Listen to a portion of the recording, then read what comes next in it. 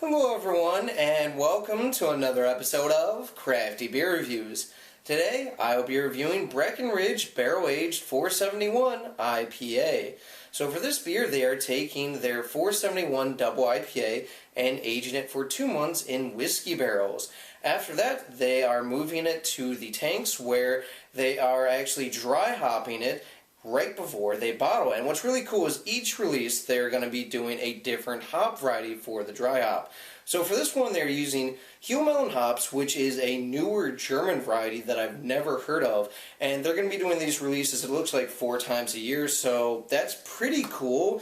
I haven't had the 471 double IPA in a while. I know I reviewed it maybe 3 years ago, but yeah, really looking forward to checking this one out. Usually I'm pretty wary of any kind of barrel-aged IPA or double IPA because it goes against the whole concept of you want to drink these really, really fresh, but the fact that they are dry hopping this with a ton of hops right before bottling makes me pretty excited, so let's go ahead and check out the aroma. Oh wow, up front I get a lot of barrel. Yeah, right up front I get this really rich, sweet vanilla. I'm getting some coconut notes. A little bit of a mild oak presence in there as well. I'm definitely picking up on the whiskey, but I'd say that the actual barrel is bigger than the whiskey notes.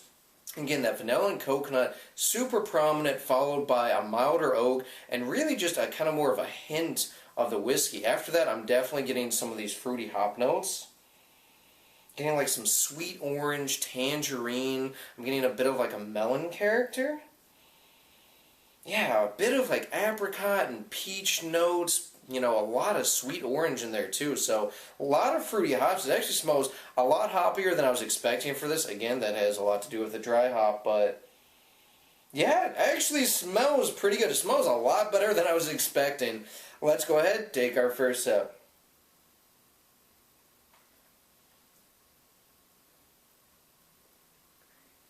Wow.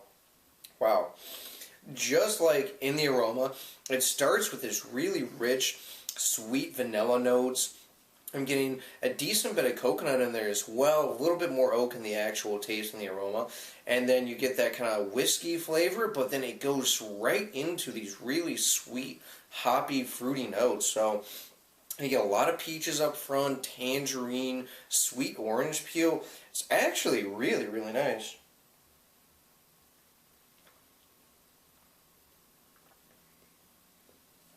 Yeah, wow. They got a ton of barrel character. Again, up front, it's just vanilla and coconut through and through.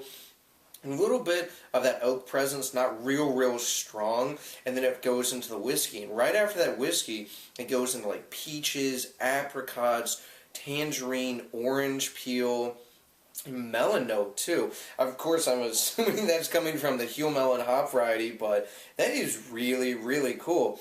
It's definitely more on the balanced side overall, but man, for being barrel aged, it didn't lose too much of its hop character, which is really, really surprising. Again, that's usually why I have trouble with these, because they're usually extremely malty and pretty much all the hops have faded, but doing that dry hop and doing it maybe only aged for 2 months actually really did well for this beer.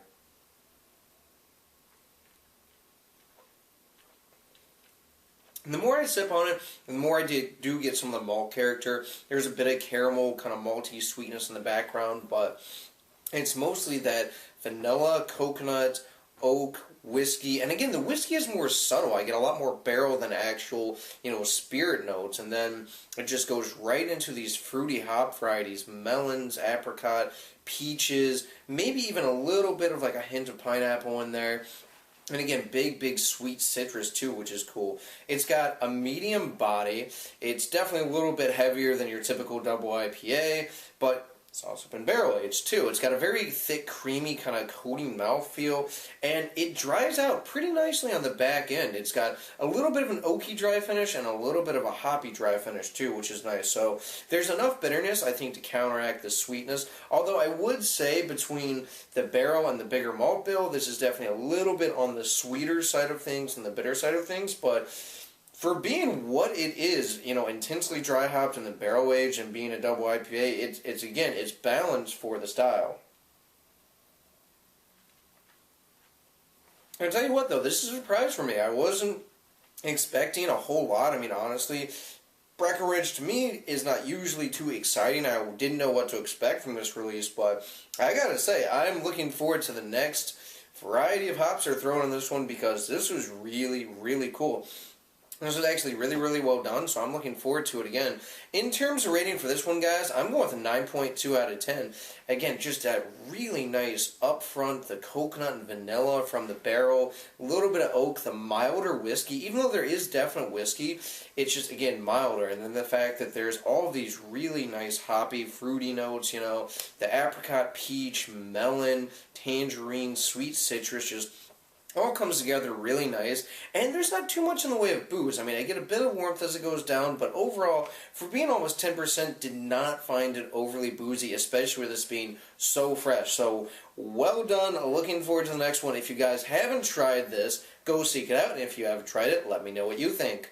Alright, that does for this beer review. Please remember to rate, comment, and subscribe. And remember, whatever you guys are doing involves good craft beer. See ya.